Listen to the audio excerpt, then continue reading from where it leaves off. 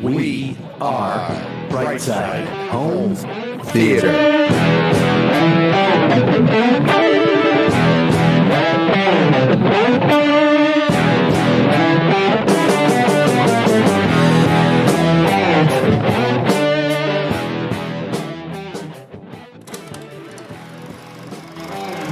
Hey, home theater nerds, welcome to the Brightside Home Theater Podcast. The home theater podcast, it's all about the experiences.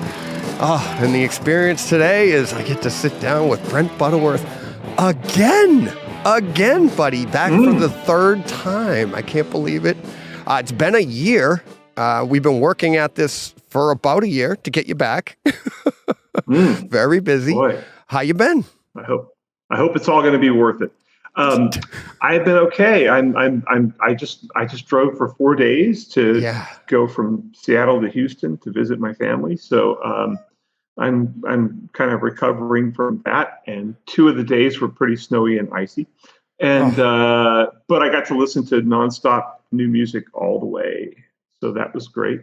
And other than that, I just got here. I'm just trying to figure out what I'm trying to get settled in and trying to get like go buy some food that I like to eat and stuff like that. And trying to, go see my mom. It's just, holiday vacation family. So you're in Houston right now? I'm in Houston right now. Yeah. Oh, wow. My buddy that I podcast with lives in Houston. He's in Houston. Really? Yeah. John, my buddy John. Whereabouts in Houston? No, not exact. Not off the top of my head. I know how to get there from the airport. I don't know. I wouldn't know. That's not going to help me. Yeah, exactly. That's not going to help you. But yeah, that's pretty cool. So you drove? Do you like John Madden? Do you have a fear of flying or something? Or no, I have. Hang on a sec.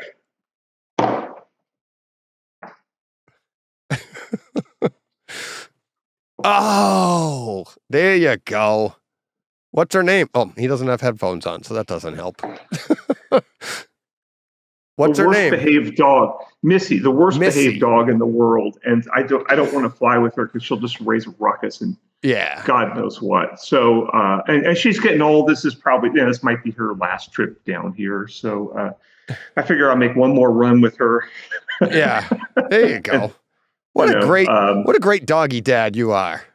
You could have put her in a daycare. You could have done a lot of other things, but nope. Oh, it costs a fortune. Oh my God. Well, and I adopted her from my mom. So since I took her over from my mom, when my mom, was on a walker and stuff and couldn't really take care of her. So I took her, and so I bring her down to see the family and everything. So it's partly for them and partly, I mean, she's a good traveler. She's fine. She just just sort of limits the hotels you could stay in. And also I can't go off on some awesome meal in some great, rustic restaurant in the middle of God knows where, because, I got to deal with her. I can't leave her in the car, not in, Idaho where it was 20 something and not in Houston where it's 80 right now. So, well, you're here now. And yes, I'm here. You're here. I'm in a safe, comfortable space. There you go. Oh, I'm glad you're comfortable. On your podcast, not here. Exactly. So the incredible year that you've had, you and I, we talked last December. We did Iron Man 3, because we like to get together for the holiday classics, Iron Man 3, First Blood, the fun stuff, right? Yeah. And wouldn't you know February? You started your own podcast. I did. That was in February. I was shocked. Because I didn't you hadn't done podcasts or anything. I've been listening to you for a while now. I didn't pick you up right away, but it's awesome. Is it fun? Well, it was it's total fun. And Dennis Berger is one of my best friends. It has been for 20 years. And who does the podcast with me. Yeah. And it was just sort of a spur of the moment thing because Doug Schneider, who's the head of SoundStage, said, I think Dennis somehow posted, he had called me for technical advice about some audio matter, and which happens a lot, and people call me all the time about audio stuff.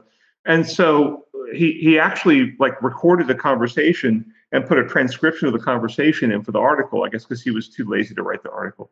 But hey, it works. Exactly. It works. I mean, I'm going to have a conversation. Now, did he plan that out that way? Like, I'll have a conversation and make an article out of it? Or no, he just thought he transcribed it. He thought, this is great. This is really entertaining. I'll just make this the article. But I've done that many times as a professional reporter or whatever.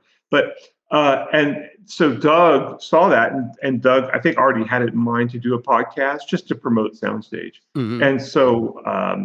And so we agreed to do it and just started kind of digging in. And we've kind of got like a formula down, and we've kind of figured out how to do it with a reasonable level of fidelity and how to edit it and all that kind of thing. Yeah. So, I've been banging it out. Yeah, I've been listening to you. I like listening to your little on-air conversations about behind the scenes, about your editing and stuff like that. Early on, and then you came up with what is it? What is it? Butterburger Productions? Is that what it is now? Butterburger Productions. I love that. And a listener came up with that, right? Yes.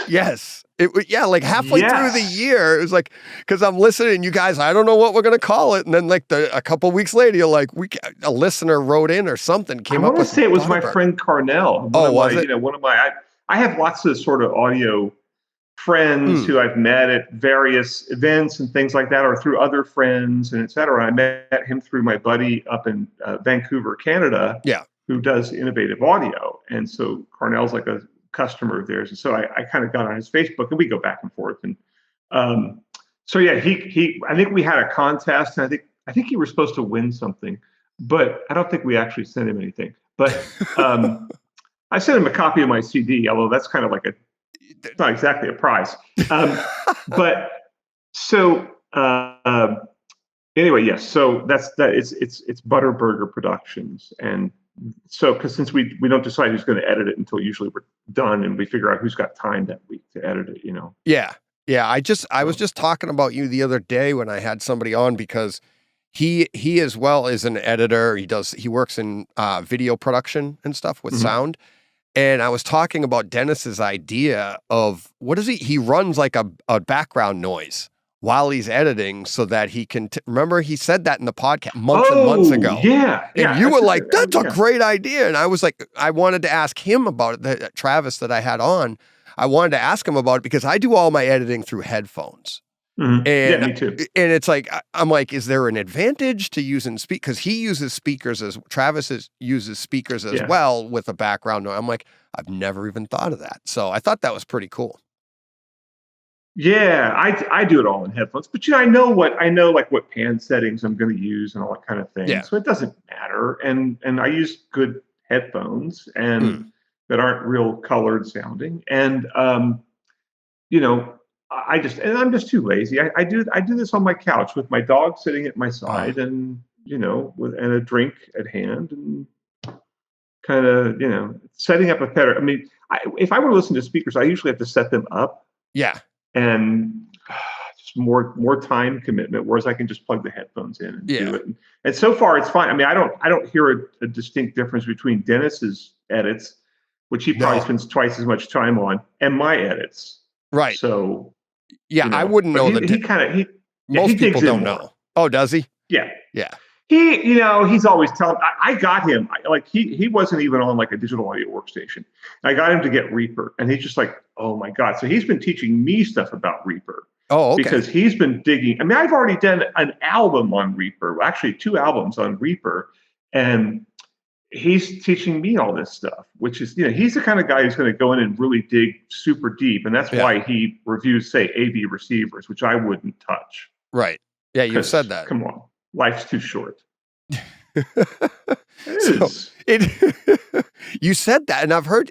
That's why I started listening. Well, obviously it was you, and I was like, "Ooh, I get to hear Brent all the time now." Well, only twice a month. You guys got to go to weekly. Come on, you're killing me. You guys have so much fun, and honestly, it's like listening to you guys is. I hear you guys and I think of the comments that I get from people that are like, I wasn't even a home theater fan. And I like you, John and myself are like really good friends. And they're like, it's the rapport. And you guys' rapport, you're laughing, you're joking. And I kind of get an extra chuckle when you guys go at people. Like, I think you got a 1-star review or something once and you went at them. I do the same thing. And like Dennis was so funny. He's getting so upset, but he was like, you guys have such a rapport that I'm not an audiophile yet. And we'll get to that. But I'm a home theater fan. I met you through Home Theater Magazine in the early 90s, as we talked about. But but this audiophile stuff, I've been listening to you, and now a friend of mine made me some speakers, and we'll talk about that in a little bit too. But your podcast is just, you drop in some home theater stuff every now and then. And just recently, I think you got talked about it with Steve, how do you say it? I know Guttenberg. It's Guttenberg. Not Gutenberg, the actor, but Guttenberg. No, although he gets calls for Steve Gutenberg, the actor, all the time. Does he really? Still. Yeah. Yeah. I've been reading him in home theater too. So as soon as you guys said it when he was on, I was like, oh, I found out through your podcast he has his own YouTube channel. I didn't know. Oh, he's huge. He's one of the guys. Yeah. He was one of the first ones to really like jump into it. And so and there's like 2 other people that are really super that are like over 200,000 subscribers. Yeah. And he does really well. It's the only thing he does now. He quit his other jobs to do that. So. Yeah, I knew him from the magazine articles and stuff. I always loved reading his stuff as well. So hearing him with you guys the other day, and same thing, same report, stuff like fun stuff. But and we've all been friends I met Dennis in 2000 when I was working for Dolby. Yeah. I met Steve in 98, I think, or 97 when I had been editor of Home Theater Magazine. They kind of deposed me for a while, and then they got rid of the guy they replaced me with and put me back in place. And I got Steve dumped on me, who was like this guy, who this guy had hired as a writer. I was kind of like, oh, what am I going to do with this guy? And then I met him. I was like, oh God, this guy's great. And then I had the pleasure of introducing Steve and Dennis. Oh God, like in 2005, 2006, and so face to face. We never, I see Steve face to face every 3 years now, maybe. Yeah, sadly. Oh. So Steve, and what's wrong with candles? That's what you called them? Steve, what's wrong with... So because my joke was that because he came back, I was editing a website called E-Town, and he was a contributor, and he went to some press event. It was a major press event, like a Samsung or something, or Sony. And he came back, and it was a kind of major announcement. He's kind of like, eh. And I said, if you had gone to the press event where Edison announced the first light bulb, you'd have said, what's wrong with candles? And he's like, yes, exactly. Exactly. What? We don't have time for this. I got a candle. Let's go. Yeah. And that's what I'm talking about. It's like all of that stuff. But the audiophile stuff that you guys have been talking about. And like I said, I'm just getting into it because of these speakers. I've always been around it. I've done 2-channel when I was a kid, but I was just a kid. I didn't know wasn't called 2-channel or anything like that. It was like, it's just how you listen to music. It really wasn't until the advent of like home theater that you had to specify 2-channel, right? Stuff like that. Yeah, absolutely. Yeah. And you did, you've said some stuff over the past year that you're like, and you used magazines, and I wish I had it in like written down and stuff, but you used magazines themselves in their success or demise, like the Home Theater Magazine, and how you said like Stereophile Magazine. I think that was the one you picked. And you said like you thought that was going away when home theater came around in the 90s. Oh, and then one went away and then the other came back. Stereophile's still here and home theater's long gone. And what It's converted into sound and vision now, but still. Yeah, well, that's the thing. It consolidated down. Like everything went, like home theater got absorbed into sound and vision. Do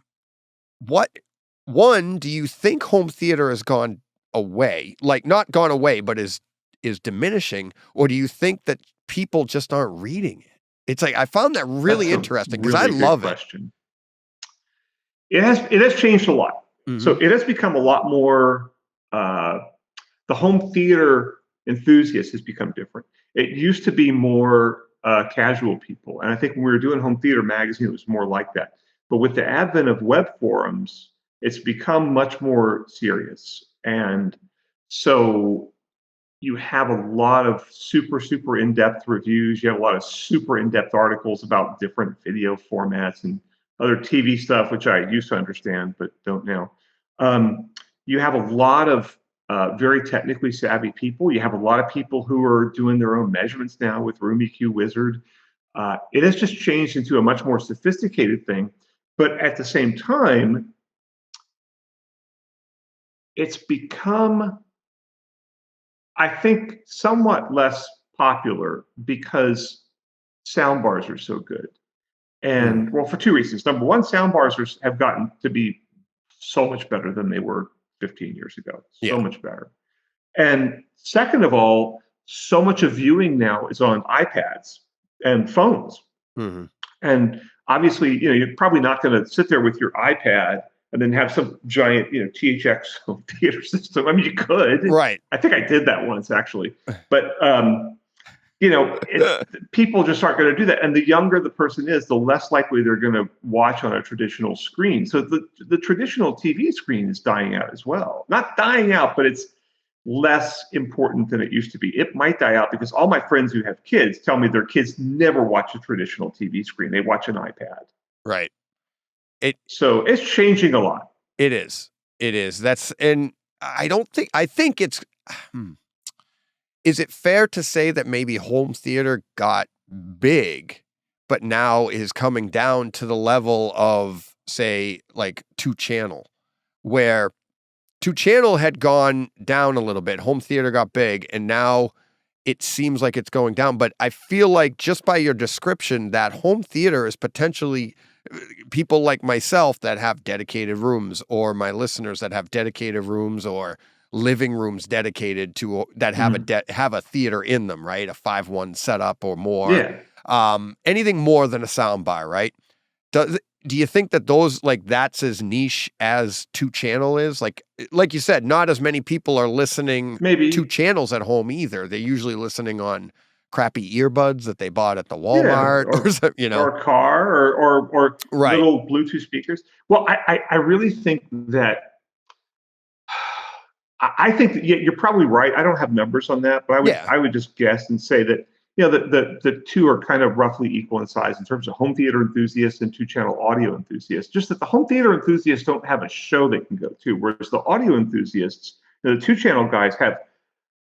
How many shows are there in the U.S. now? Right, 10, a dozen. It's a lot of shows you can go to, and the retail environment for home theater is also pretty weak. You can go to a custom installer, but that's not really a retail environment.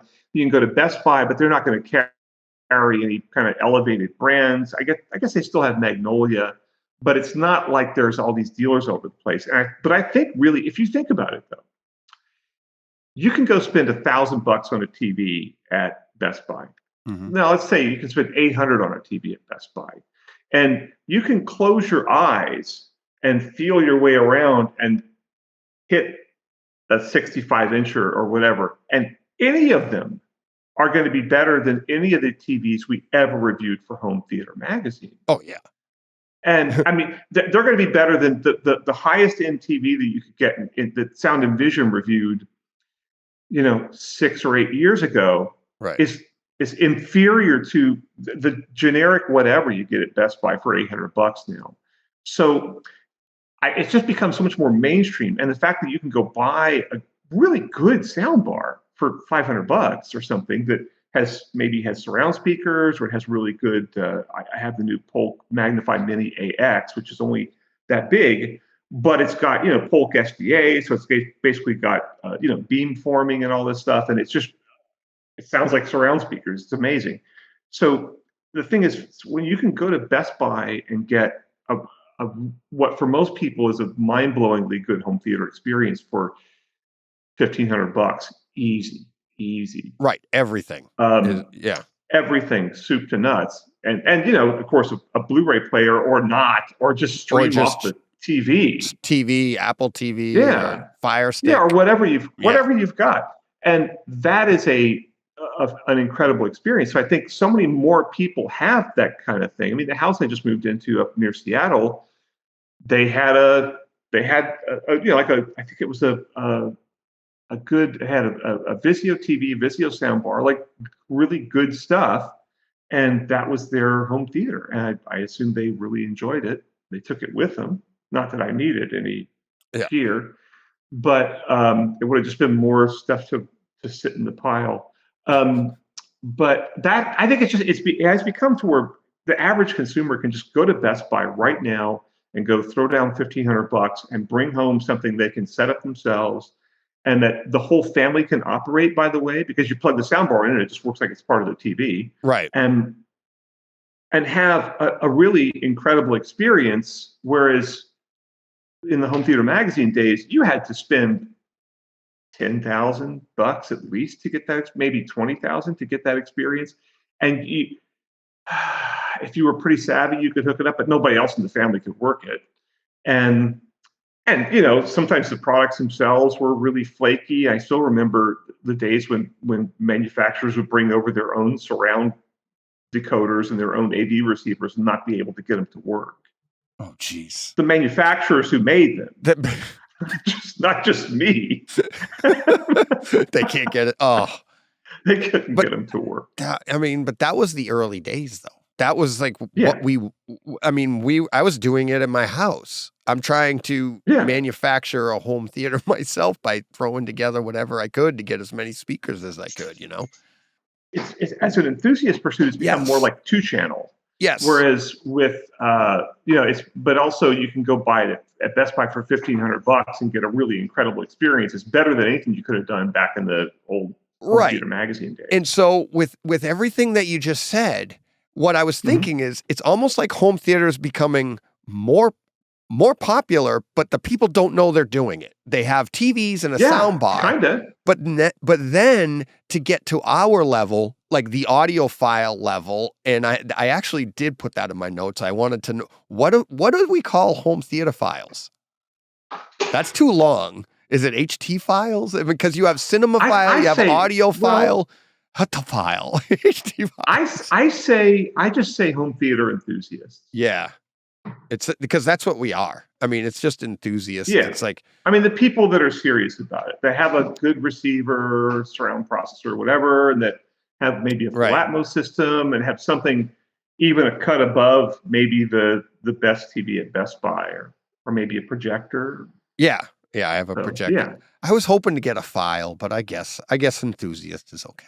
Cinephile, audiophile. Hey, look, man, I am far from the arbiter of this stuff. Nobody listens to me, so you can call it whatever you want. I'm just joking.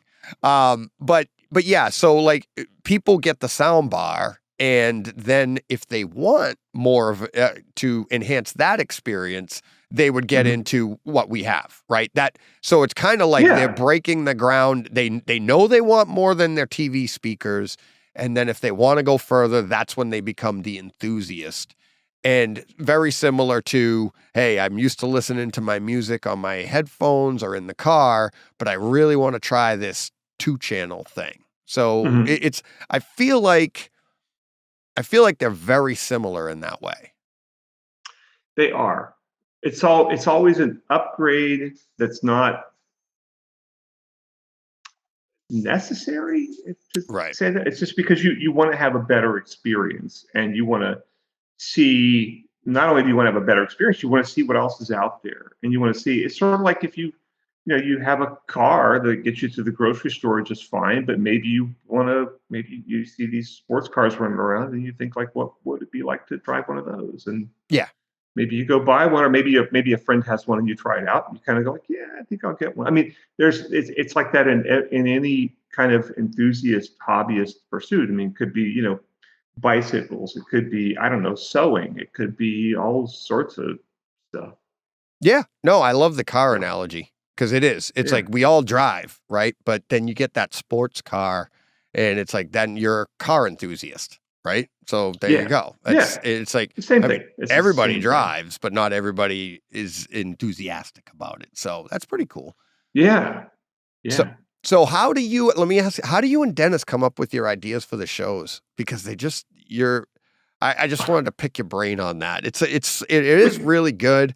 And I love your format. You have your three topics. You get your topics out there to everybody. You take a little break. And when we start talking 2-channel in a little bit, one of the things I want to do is start to listen to some of your break music with my 2 channels. Oh, cool. Yeah. Oh, good. Well, that's what we hope, Yeah, exactly. And like I said, I'm not a 2-channel. I wasn't a 2-channel person. I don't sit still to listen to music. But I listen to your podcast when I'm at work, and 1 channel, a single earbud in while I'm working. And when we come to those breaks, I don't fast forward. I actually sit there and go, this is going to be fun. Oh, cool. Okay. Yeah. So. Oh, now I'm thinking like, wait, people fast forward through those breaks? Everybody fast forwards and skips all over the place.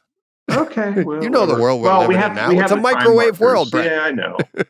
I know. Well, we just put the music in to kind of give people an easy to find break in between the. Right. I mean, if people like it, that's fine. But yeah. And we were inspired by David Chesky, who's doing like a lot of this sort of, I think he calls it mega dimensional sound or something, where he tries to get sort of Atmos type effects using a standard, a digital audio workstation and whatever plugins he can do. And so we're kind of trying to get some of that same thing where it's a fun 30 to 45 seconds of audiophile stuff, and you get a lot of stereo effect, and you got a lot of things going on that might be kind of tantalizing to the ear. Yeah. But the place that we get our ideas is he gets, what we have a podcast idea sheet basically that's on Google Docs, and I think he gets his ideas from hanging out on various forums and following other people's, other audio dudes' Facebook pages. Okay. Which I don't have the patience for, but he does. And so, he'll find this stuff. And so he'll find out, he'll look at someone like Sean Olive, the very famous audio researcher who works for Harman, and he'll see what Sean's talking about. That may lead him to something that we should talk about. Me personally, I shouldn't probably reveal this, but I put myself on the mailing list of all the publications that really pissed me off. Oh, jeez. So they send me their articles. They're like, hey, here's this great article on something which I think is completely ridiculous. Oh. And so then I'll kind of throw that stuff in there. And usually it's like somebody with a lot of 2-channel. Yeah. And this, I'm happy to say this is rarely the case with home theater. With a lot of 2-channel, a lot of it is really just technically absurd and way outside the realm of science or anything. And so we like to kind of bring some objective reality to some of it and sort of point out, I mean, hey, look, anybody can go do a review of whatever headphones or amplifier or whatever, and they can say it's great. And I don't care. Right. But we have, I know the next podcast we're doing, some guy did a review, like, or did like an editor's pick on a streamer, right? That streams, stuff off of Qobuz or Tidal or Spotify or whatever, and also pull stuff off of like networked hard drives, right? Basically like a Sonos does. Yeah. But this thing's $30,000. It's got, and the writer's talking about how it has 750,000 microfarads of storage capacitance in it for a streamer. Okay. And 750,000 microfarads would be more than most like giant power amps that are those humongous 200-pound power amps. Most of those don't have that much storage capacitance. So we're going to talk about how, look, yeah, a manufacturer can do that, but it doesn't matter. It doesn't actually help it. It's just for advertising, and the writer should should understand what storage capacitance does and how much you actually would need for something like a server versus a power amplifier. So we love to tackle topics like that. Yeah. Or when people are making claims that are just, look, again, I don't care what products people buy. Go buy whatever turns you on, man. I don't have the cheapest possible guitar or bass you can buy, but at least understand when manufacturers are making technical claims, especially as you get, and I hope we'll talk more about this, as you get more into 2-channel audio, the technical claims get more and more absurd. And you have to, again, go buy whatever you want, but at least don't go into it thinking that, some little doohickey that's like that big is going to like transform the sound of your entire system, and it's like a 10-cent piece of plastic or who knows what. So that's how we get our ideas. Is basically we just kind of every like I think most podcasts we dial each other up on Riverside, and we talk for half an hour, 45 minutes or something, and we figure out what we're going to tackle, what makes sense. And we always do something from SoundStage because we're promoting SoundStage, but fortunately SoundStage has 9 microsites, so there's always something going on SoundStage we can comment on. And they cover a really wide range of audio things. So there's always plenty to talk about. I mean, you talk about doing it weekly. It's not like the thought hasn't occurred to me, at least. I don't know about Dennis. I haven't brought it up with Dennis. Well, he's the partner, so you kind of gotta. It's like you could do every other week by yourself. Yeah. Well, no, but it's just honestly the idea just occurred to me literally like yesterday. I think. Oh, really? I wonder if we should. It might even have been this morning. I was kind of thinking, because there's a podcast I follow. I love so much called "The History of Rock Music in 500 Songs," and that guy has that. It is just the most his research. I mean, he'll do an hour or two on some artist you've barely heard of, but then he explains to you why that artist and that song is important, and he understands harmony. So he'll actually play examples for you on guitar and things like that. And his research is so deep; it's just mind blowing things I've learned. But he does for his Patreon subscribers. I think he does a new main podcast every 2 weeks, but then he does like an in-between one for Patreon subscribers. It's like 20 minutes. It's not like the 2-hour effort. It's just like, okay, well, this song wasn't important enough to be included in the 500 songs, but then he'll cover a band like Moby Grape, who we just covered. And so I kind of thought like maybe we should do something like that. But it's just literally we haven't discussed. No promises. Dennis, don't get mad at me. Etc. That's fine. I have a couple of directions I'm going here. We will get to 2-channel. I think it's funny. I almost felt bad talking 2-channel with you because the last 2 times you were on, we talked home theater predominantly. You said both times you're like, I had a lot of fun because everybody wants to talk 2-channel with you, but I didn't want to bore. I mean, that's what you talk about all the time. So I know you love it, but I'm glad we can talk it because we're gonna be giving me some education here. But quickly, you said you use Riverside as well. That's a little plug for them because that's what obviously we're on that right now. Yeah, it's great. Isn't it? I don't know of another way to do this. I mean, I think Dennis and I actually tried doing it through Zoom one time. Oh, God. Oh boy, no. Don't. I mean, nothing against Zoom, but Zoom is not set up to do this. You can do it. Yeah. It's not going to turn out good. No, you get the separate audio tracks, you get everything that that you can manipulate this, and it allows you to do a lot more. And I don't even, as we're doing right now, I'm not even recording. I record in OBS, but if I have to, but I know you're on a phone and it makes it go a little wonky then. But no, I love Riverside. It's great. But anyways, oh man, what was I going to say? The other thing is, so when you guys are setting this stuff up and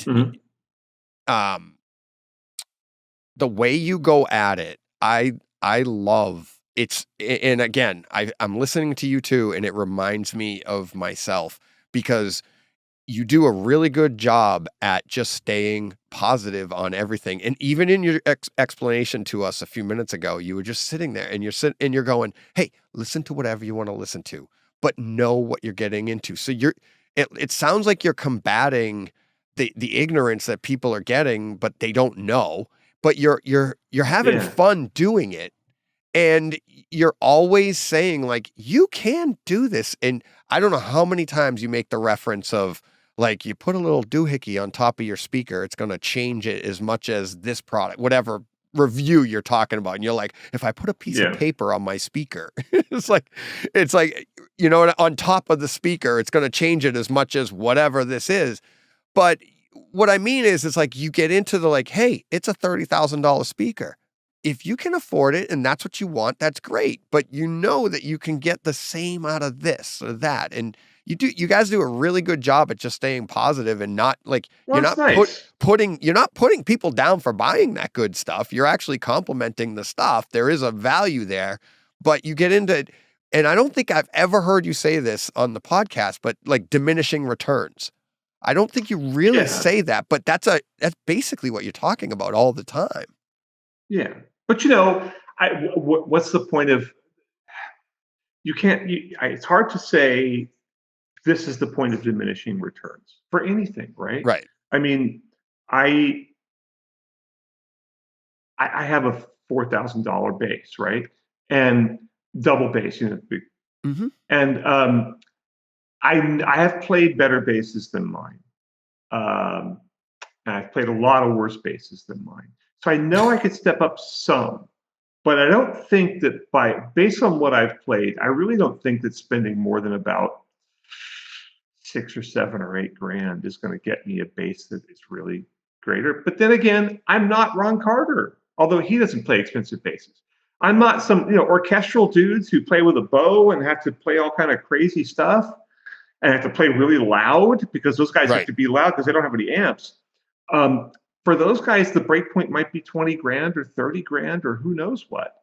So, and I think it's the same thing with audio gear as well. Look, all this audio gear can tell you what's in the music as long as the audio gear is reasonably decent. And once you get that beyond that point, the experience can get better. But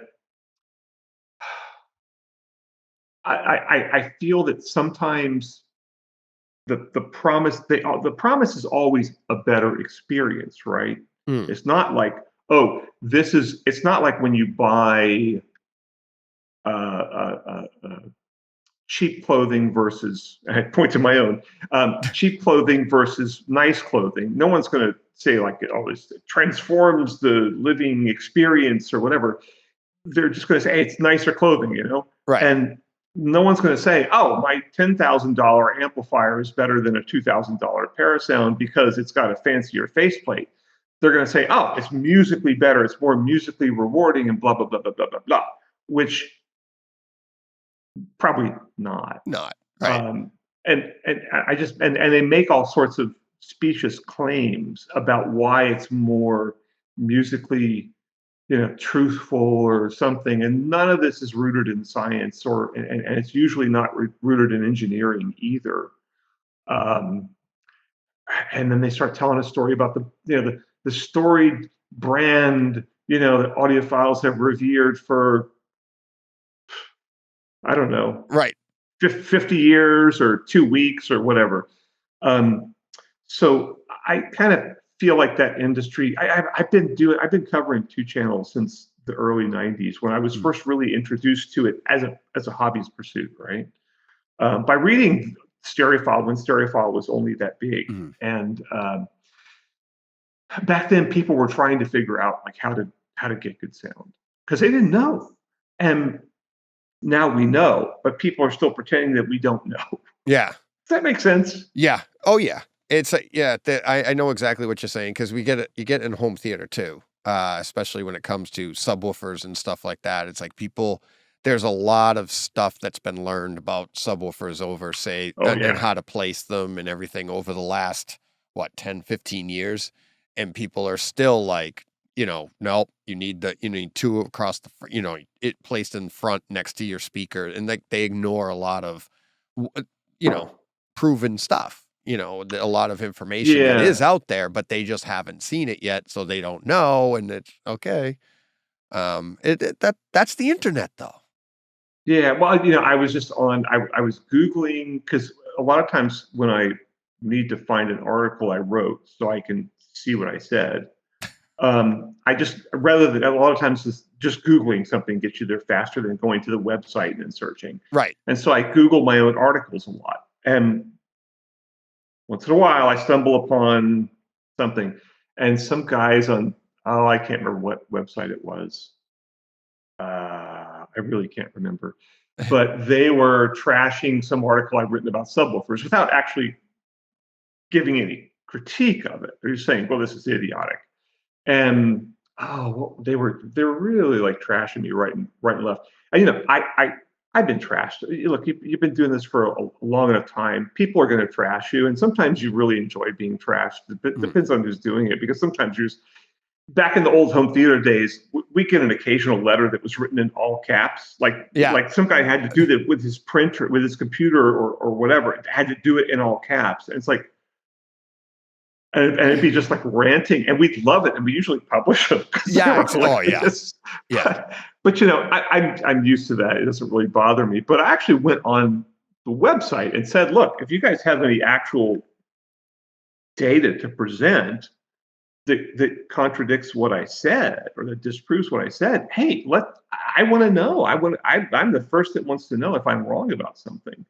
And I also said, hey, if you don't like what I'm saying, I do blind listening tests. Yeah. So what I'm saying is as often as possible, what I'm saying about an audio product is what multiple people have said, people that I brought into the listening. I said, look, if you guys want to have an influence over what I say, be on my listening panels. And, you'll even get paid some tiny amount, and it'll be fun. And you don't have to do anything except for show up and listen. And I said, I always tell people, I don't give people my email address, but anybody anybody whose breath can fog a mirror can find my email address. and nobody emailed me. I was really disappointed. So I'll say to your viewers, if you want to be on my listening panel and you're kind of in the Seattle area, you can find me. Oh, nice. I'm very easy to find by design. You can even find my phone number, but please email me. Don't call me until you get to know me. Then you can call me. Right.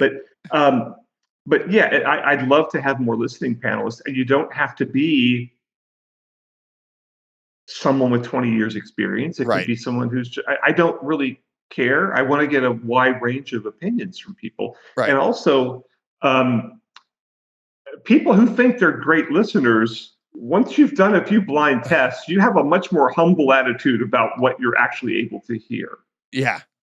So that's maybe why some people don't like to do them. It's fun. It depends on what you've done. And I've used this analogy in the past, but when I started mountain biking, my parents bought me a mountain bike. Now, I grew up biking, right? Road biking, BMX biking, all that through the woods and stuff. Mountain biking came to be like mid-90s or whatever. My parents went to Sears, Sears and Roebuck, and bought me like this mountain bike.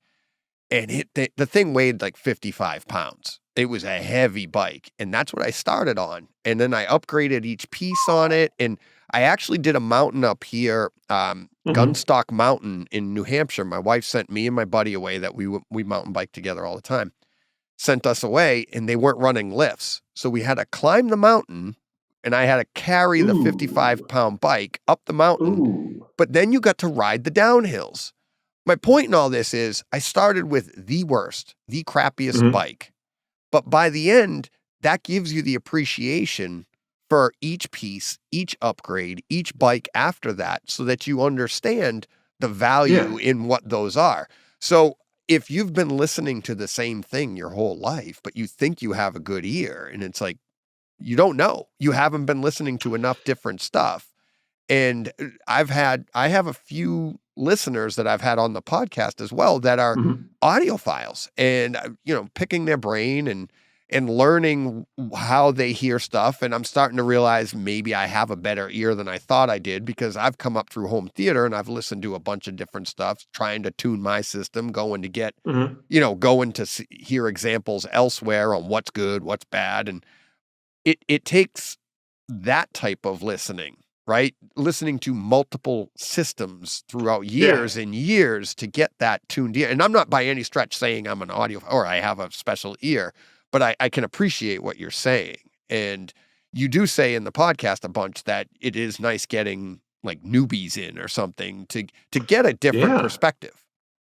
Yeah, because that's the person, especially with so much of what I write, that person's going to be buying online, or they're going to buy through Best Buy, maybe even like Walmart or Costco. And they are not going to be the people with the AV receivers and the $10,000 worth of speakers. And I want to make them aware of what they can do if they up the ante and get a full set of speakers and a good receiver.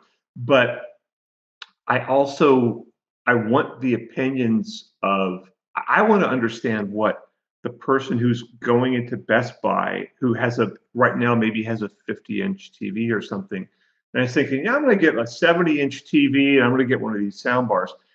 I want to understand that person's perspective, because the guy who's got a really great, SVS subwoofer or two, and God knows what great speakers and a really good receiver, what that person thinks of a $500 soundbar is not that important to me. I mean, I'm happy to hear what everybody thinks, because people are going to notice things I didn't notice, and maybe things that I noticed that bothered me, they didn't notice. Right. The more opinions you get, the better, in my view, and the more it's great to get a good range of opinions.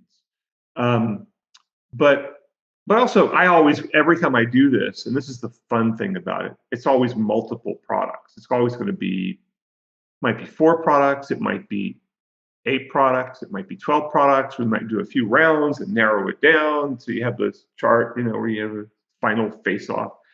And it's just really, really, it's so much fun to me to get to the end of it and find out what people really like. And because sometimes I end up sometimes the one I like the best is not the one that ends up getting picked. So, okay, that's a perfect segue into when you and I talked over the summer, just, message back and forth. You did a review, you did a best outdoor speakers. Yeah. Yeah. And I told you I bought the top ones. Do you remember what the top ones were? Do you remember the name of them? Dayton Audio IO X8T or something like that. All right. They're really good. They're phenomenal. Yeah. I had to send them back. They're huge. Oh, they're gigantic. Yeah, they're gigantic. So I said so. I didn't know you did. I read it afterwards. Brent, I trust you so much. I was like, well, if he says they're the best, I just went and I bought them, right? I bought 2 sets and I tried to put them out. They were in black, right? Yeah. So I have black, like a wrought iron fence around my pool. So what I was going to do is in the 4 corners, I was going to mount these to the posts. You should have seen me out there. I'm like, these fence posts only stand, I think they're like 48 inches, something like that. Yeah. So the posts and these speakers, and I was like, I'm holding them up and I'm like, oh my God, I can't. I was trying to rationalize how I could use these. At one point, I'm looking up into trees, like maybe I could mount them up there. And I finally came in and I showed one. I had these things sitting in my garage. When the packaging showed up, I thought it was just like, okay, they're just being safe, right? Like a lot of air and styrofoam, right? Yeah. And then I pulled them out and I'm like, nope. I was like, these things are massive. I walk in the house, showed them to my wife, and she went, oh no. And she says no to nothing. It was like, I mean, she would allow me to put up whatever I wanted. And that's probably why she trusts me. Even I was like, oh, I just can't justify this, because they are massive. But that's what you get when it's like, I've read you for years. I trust you. I'm like, I just saw the headline. I'm like, pick the top one that he had in bang. And they showed up and I was like, oh no. But that's great feedback for me though, because I live in kind of an isolated world. I don't have a wife that I have to get things approved by. And yeah, if I didn't have her, they'd be out on a post. That's really good feedback for me. And I now it's like I have to update that article. God, like I think next month or the month after. Oh, really? And yeah, and so I'm going to go back to that article and make sure that right up in front I said, "Hey, these are gigantic." Because I love that kind of feedback. That's why I love to go into the comments section and see what people are saying, because things that I might perceive one way, other people will perceive a different way. And all I want to do, I don't want to impose my will on the readers. No, but that's all also, I want to do is make them happy. I want to steer them towards something that makes them happy. Yeah, but that's also on me too. It's like that's what happens when you read the headlines. You don't get the whole story, right? I do too. Come on, right? We all do that, right? But it was hysterical. I was just like, I mean, these things are so big that I was like, we were joking that they would be good at we call it Great Woods Center for Performing Arts, that they do concerts there. These look like the outdoors. My brother's in a band. They look like something a band would set up at the front of the stage. They're that big. They're actually. I have PA speakers as well because I play jazz gigs, and they are no. I don't have Metallica PA speakers, but my PA speakers are about that big. Yeah, and they're about as big as my PA speakers. Yeah. They're maybe a little smaller than those, but. Yeah, but if you want to have loud and you want to have plenty of bass, that's what I wanted. I was like, nothing. I mean, these would have rocked the neighborhood. 4 of them. But you can always get an outdoor subwoofer, Yeah, I know, and although that's a lot. That's an additional bunch of complexity. A lot of them are not very good. So. Yeah, I don't know. I think we might have a recommendation for those too. I can't remember. Yeah, well. I'm not really in the market. You know what I ended up doing is I bought the Sonos Move. I bought 2 of them, put them outside. Cool. Yeah, that's a good idea. Those things crank. And you just pull them in when you're done, put them on their chargers. I mean, I had a whole outdoor system running and it was connected to Sonos. I had it through my amp, but then I just put these 2 out there and everybody can hear and it's fine. Because it's all just ambient music anyways. It's not like we're in a show. But let's get to this 2-channel stuff. And did you get a chance to see the speakers that I sent you? Did somebody build these? Yeah. So they're beautifully built. Yeah. My buddy Ara Dadarian built them. He's from he does HT Guys podcast. He's been podcasting for years and years and years. And hang on a second, let me reset this. Now I gotta edit this too. I have the information on my phone about them. They gave me, but my app's not opening. He's got a JBL Metal Dome tweeter, and he's got what looks like about a 4.5 or 5-inch woofer, which is a poly woofer, but I can't see what kind it is. Those look pretty cool, and they're beautifully crafted. Yes, as long as and I'm looking at the port, it looks like it looks like he probably got the port dialed in correctly, and I'm guessing somebody who did this much work actually got his crossover in there correctly. Yeah, so because that's where people screw up speakers so much is the crossovers. Oh, okay. So what he said is the crossover circuit came out of a JBL 2600 speaker. He got that on eBay. He goes, the woofer came out of a JBL 2500. And they were both made in the USA in the 1980s, and the tweeters came out of a JBL J520M, and and it's cherry with walnut and paddock trim on the front baffle. Yeah. So he gave me that was all the information of them, and he that's what he does. He loves to do, it's a hobby of his, just getting into woodworking and building speakers. And so he sent those to me just because I was like, what the? Cool. Yeah. And so what I ended up doing is I ordered a it was a couple of weeks ago I ordered them. As soon as I got the speakers, I was like, what do I do with these? What amp should I get? And he right away said the new SVS Prime bass, wireless bass. Yeah, and, sound bass thing. Yeah, sound bass. Sorry, and I've heard you guys talking about it months ago. I think you talked about it, but and I know I've known about it, but I've had no need for it. And so I was like, all right, I'll do that. And I'm like, oh, maybe I'll put those in my instead of a sound bar. And then I'm listening to HT guys just last week, Ara and Braden on their podcast. They had SVS on, and they were saying that people are starting to utilize this sound bass as a, 2 channels for their TVs and their sound bars. So I was like, because it has an HDMI in and stuff.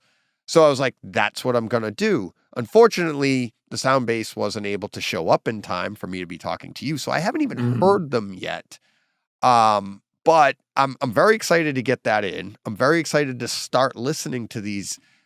What are your recommendations on? I'm not likening these to my mountain bike. I think these are much nicer. I'm starting off. I'm considering a higher level, but as an audiophile, what should I be looking for? Because my listeners are starting to say, like, they're DMing me, emailing me that I'm like, here you go, you're gonna be an audiophile. I go, I guess so. I don't know. So what should I start looking for? What's some fun things I can do with these things just to get going? In terms of the setup, or in terms of what to listen to on them? Listen to, yeah. Because for right now, and then when I set them up, what can I do? Because right now they're going to go just because of where my TV is, they're going to be in a corner. I understand, they're going to be pulled off the wall a little bit, but it's kind of situational. They have to be there. But when I'm building a new house, and within a year, hopefully I'll be moving, I'm going to set them up. Cool. Ideally, that was the idea. I didn't think he was going to give them to me this early, or at all, to be honest with you. But ideally, I'm going to have a turntable. I'm going to get back into that just for the nostalgia, Sure. And not for the quality. I'm not one of those people. I literally want it for and I hope, some vinyl people don't get mad at me, but I want it for the crappy, like when I was a kid, right? But it's a thing. It's a right. thing. It's the like nostalgia. A throwback to your childhood and stuff. And I still like vinyl a lot. So, yeah. So I would say this is going to sound like a weird recommendation. Okay. But I have a couple of things to recommend. For my money, Chesky Records makes the best 2-channel recording. There are other very good ones, but Chesky is usually, they're just fantastic. And he changes what he does. Every few years, he does a different technique and stuff, but he still always ends up, I'm talking about David Chesky, who's the head of the company. They still end up with a great result. And so any of David Chesky's stuff or any of Chesky Records stuff is generally great. Sometimes it's not that much available on streaming. However, there's a sax player and singer named Camille Thurman, Thurman, that they have done a couple of albums with. And she has 3 albums out, 2 of which are on Chesky. One is called Inside the Moment, and the other is called Waiting for the Sunrise. And they are both on Spotify, but they're not on, to my knowledge, I don't have Apple, but they weren't on Qobuz last time I checked. So they're not on I don't think they're on like a full, CD quality streaming service. However, even the 320 kilobit per second streams you can get from Spotify are just mind-blowing on a good 2-channel system. In terms of the intimate, their live recordings, they're the first one's actually a live show at a Rockwood Music Center in Manhattan, where I've been. It's a small venue, but it sounds really good in there. And then the other one is at like a larger theater in Brooklyn, but without an audience. And the ambience of these things is incredible. There's a great Chesky recording, I think it's on Spotify, called The Coryells, Coryells. It's Larry Coryell, who was one of my all-time favorite jazz guitar players, and his sons doing like acoustic guitars. They have a bass player and percussion and stuff. And just like the very first thing on it is just unbelievable. It's called Sentenza del Cuore Allegro, I think. But the whole thing is fantastic. Let's go to some non-Chesky. Patricia Barber, who's a kind of well-known audiophile singer, put out an album called Clique, Clique, which is on Qobuz. I don't know if it's on, I'm sure it's on the other, like Tidal and Apple Music and stuff. And that is really, really, really solid. I mean, I could just go on forever about audiophile recordings. I mean, there's so many I've heard through the years that still just blow me away. So what makes now? Luckily this is all being recorded, so I can go back and listen to it back and get all this information. So what makes for a great audiophile, like 2-channel recording? Like, what do you, Brent, listening for, and what makes you go, oh wow, right? Okay, first of all, it has to have natural tonality, but that doesn't blow anybody away. No one's going to be like, oh my gosh, the tonality of that voice is so natural. It's more the sort of depth and the sound staging. So like on those Chesky things, if you have a decently set up 2-channel system, it's going to sound like sounds are coming from 30 feet past the speakers, even if you're in like a little room. Okay. With some recordings, you get like a really big, like behind the head kind of effect, like it's surround sound, except it's just 2-channel. Right. There's a percussionist named Trilok Gurtu, Trilok Gurtu, and the album is called Living Magic. It came out like 25 years ago, and it's got a song. The third song on it is Once I Wished a Tree Upside Down or something like that. And it's got all this percussion that swirls all around your head, even though it's just 2-channel. And if you listen to it on like a set of panel speakers, like Magnepans or Martin Logan's or something, it's just unbelievable. It's still good on standard cones and domes speakers like you have, but you can get some mind-blowing experiences with this stuff, and you don't necessarily have to have a super fancy set of speakers to do it. Cool. So that brings me to, like, I love like that idea. I have a couple of points that after listening to you for so long now, and I say listening to you, I hope we get time to talk about that too, the difference between podcasting and writing. But yeah, exactly. The idea of 2-channel is like, now one of the best demos I've ever experienced it was in the 90s, and they were telling me they were basically showing off 2-channel, and they made you think you were in a 5-1 setup. And then they told you, but they sat you down in the perfect place and everything. And it did exactly like you said. It sounded like everything was coming from all around you. Right. So with that, doesn't it feel like the 5-1 setups and stuff? Are they trying to duplicate great 2-channel? Or, I mean, in movies, no. I know what they're doing in movies. That's sound effects and everything like that. But have you listened to any 5-1 setups and listened to some of the spatial sounds? And does that bother you? Or is it just an evolution of technology? How do you feel about that? That's a complicated question because there's so many different mixes. And, I used to work for Dolby, and I was the head of marketing for Dolby when they were doing DVD audio. So I worked with a lot of 5.1 music mixes. And some of them are great, and some of them are. I mean, I think a lot of them are trying to somewhat replicate the sound of a really, really good 2-channel system. And that's something you can do. Yeah. Because if you have hardware surround speakers back there, it's going to produce a solid rear channel effect, But so there's things you can do with those systems that are really hard to do with 2-channel, but are really easy to do with surround sound. But I'm going to say that with some of the best, really the new immersive stuff that's coming out, they're doing things that you can't do with a 2-channel system. Where there's a Blue Note recording. Blue Note did about 100. They mixed about 100 tunes, I think, in Atmos. And there's a Wayne Shorter one, a tune called Infant Eyes, and it sounds like it really sounds like you're in the studio with the musicians, and you get like a height effect of how tall the studio is, and it just sounds like you're there. And I've never heard with 2-channel before. And I think because of the height effect, you can get a sense of the different instruments placements above and below you. Now, remembering that recording was done in the early to mid 60s, and it was live in the studio, and back then you had no choice but to have a good sounding studio. You couldn't fake it. It was hard to fake it. Now you can record anywhere, and maybe not this room, but you can record in a bedroom and slap some digital reverb on there, and it can sound mind blowing. But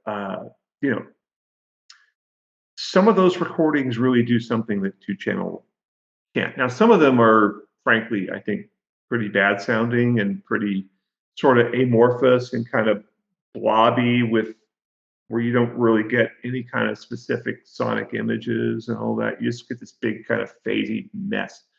And I hate that. But so I really think that it just depends on the 5.1 mix. And I think Atmos is bringing back a lot of attention to that. A lot of people are trying to do it after they didn't do really a lot of 5.1 music mixes for about a decade there.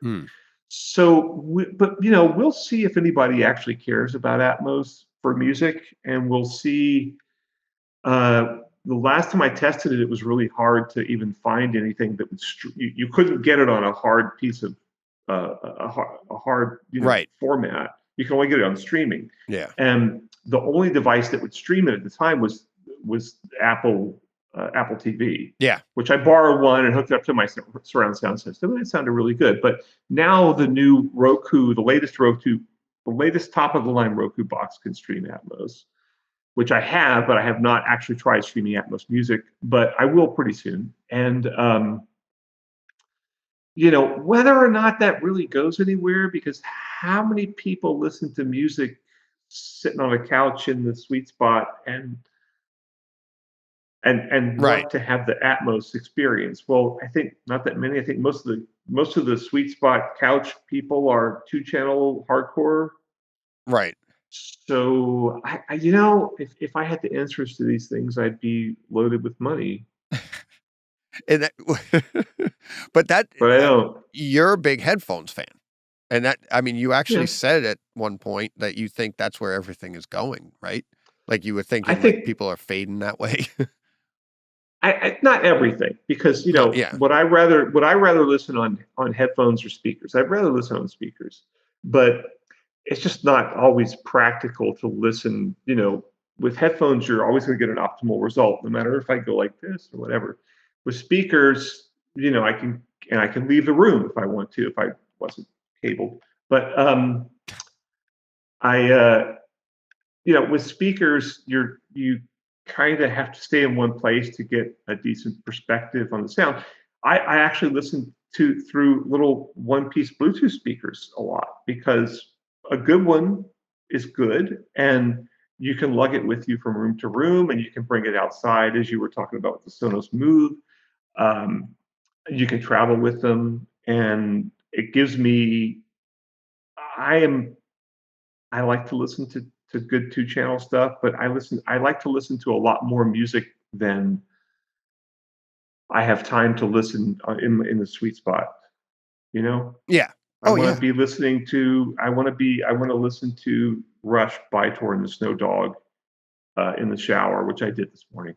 So, and it was great, and it was awesome, and I loved it. I loved it so much that I ended up listening to all the different versions of that tune that they have on their live records and stuff.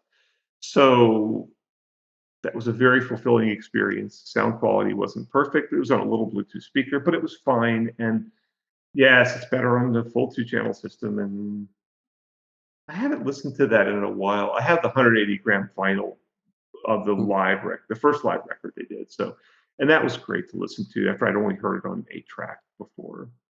So, but it was amazing on 8-track. Yeah. Well, hey, that we talk about that in home theater too. It's like there's some content that it's just great regardless, and then there's other content that you you need that enhancement of the home theater experience. Otherwise, you're like, that movie was crap. We're like, yeah, but you got to see it with all the explosions. Yeah. Before we get to a movie that's good regardless, I think, in my opinion, we'll see what you think. You actually liked last year's, but we'll get into that. I did want to touch on, and I think this gets into a little bit about what we already talked about, the difference between podcasting and writing. Mm-hmm. And when we were talking earlier about like home theater and stuff, and one of the reasons I think home theater went down in the magazine perspective, especially for me, it was things are advancing so fast, almost faster than you can publish a magazine, right? Whereas internet, you can publish right away. It's out, it's done. Very similar with podcasting. Do you? I know you obviously you still love writing, but do you feel like you're reaching or have the potential to reach more people with podcasting? Like, or do you think that writing is still the best way to get out to people? I never thought about that. If I want to explain something, if I want to explain a complex technical subject, writing with illustrations is just infinitely better than podcasting. I mean, so much better. A picture's worth 1,000 words. Yeah. And so much of podcasting is, there's so much of podcasting is having a friendly voice there. Yeah. And as you were kind of suggesting before, a lot, people like to listen to me and Dennis just because we have a good rapport, kind of almost regardless of the actual content of what we're talking about. So, and there's a couple of podcasts I listen to because I like the people so much. Yeah. And there's some I don't listen to because I can't stand the people. But so if I'm going to explain something, it's just doing it with words and pictures is just infinitely better than podcasting. But if I want to entertain people, podcasting is so low effort on the consumer's part that they can just put it on. They can listen to. They can listen in the background. You can't read in the background. No, and exactly. So it's very different media, and I think that time. Interestingly enough, time-wise, it's not really all that different. I can write a review, and if you look at Dennis and I probably spend 2 hours recording each podcast, somewhere around there, maybe a little more, and then whoever edits it is going to spend 6 to 10 hours editing it. And is that a lot? Yeah, that's a lot. That's how I started, though. I did, honestly. Okay, I think you'll streamline that. But we cut for time because we don't want it to be too long. And we also, Dennis and I tend to ramble, especially me, and I'll go like, God, who cares? Just cut it all out. And then I have a Focusrite Vocaster, which is just this unbelievably great USB interface that has a built-in radio mode that just adds compression. It just adds just the right amount of compression and EQ to make you sound great out of the box. Whereas Dennis doesn't have that. I should just buy him one. And and so I have to mess with it. I'm constantly messing with my voice. It's perfect. I don't have to. I just leave the level set. His voice, I got to go in there and mess with the compressor. And sometimes it's easier just to go in and manually cut the volume down on places where he's peaking. Yeah. And so we're still going through a lot of that. And when I moved earlier this year. I was living out of hotels for a month and a half or something. And so I was recording in who knows what room and with whatever mic I could scrounge up, and it was not good. So, but anyway, it's time-wise, I think it's not terribly dissimilar, because if you've been writing for 30 years, you can write fast. You've been writing that long. That's the thing. I mean, it's as soon as you started answering, I'm like, well, you're a writer and you love. I mean, but I mean, for me, and I loved your there's little effort on the reader, on my part, on the listener's part. It's like, and that's the idea. It's like, I feel like like I said, I've read you for years and years, on subjects that I like, but now you're doing a podcast on not necessarily a subject I dislike, but it wasn't in my wheelhouse, but it had you attached to it. So I'm like, yeah. And I knew you did start talking home theater here and there anyways, but it's like, it's that friendly voice. So I feel like you're getting that as a listener. It's easier to listen to a bunch of podcasts that you like than it is to listen to or to read all the time. It's hard to read a lot of a lot of things. So, I mean, obviously I'm lazy. I like to get as much as easy as I can. And that's why I love podcasts now. So, I listen to tons, and I've been listening to them since you had to get them on an iPod. And I've always really been into the format, and so it's fun to do one. I actually started one with there's a home theater writer named Jeff Morrison, who's also worked at Home Theater Magazine and many others, and he started one. I want to say it was 2008. Okay. And the magazine he came over to my house to do it because I had mixers and stuff and microphones and I I barbecue and stuff and some manufacturer would come over and whatever and we'd have it all set up and it was great except for the magazine he was doing it for refused to pay him anything extra, refused to give us the other participants any cut. And so Jeff said, well, I'm not doing this. And that was that. I think we did it for 6 months or something. And but then a lot of other people like Scott Wilkinson and some other people started doing podcasts and started picking up on that. So we were way ahead of the ballgame. But podcasts back then, they weren't, there's accepted formulas now. Yeah. There's a lot more knowledge in terms of what's going to be popular and what's not. And it's a really different world now. Yeah. But I love them. I mean, I just spent 4 days driving and I listen to a ton of new music when I drive. That's my chance to listen to. I listen to like Olive Cream's albums, which I'd never done. I'd only ever listened to one of them. I listened to, a bunch of new jazz albums I haven't heard. But I also I probably listened to 20 hours worth of podcasts or something like that. Yeah. And it's great. It is. It is. It's great. Let me before we're gonna get to First Blood, and okay. I had another question. I can't even remember what it was. Oh, my recommendation. Easy for you, and I'm like salivating here. Every other week, you're podcasting every other week. What about on the opposite weeks? Uncut. You put out an uncut version.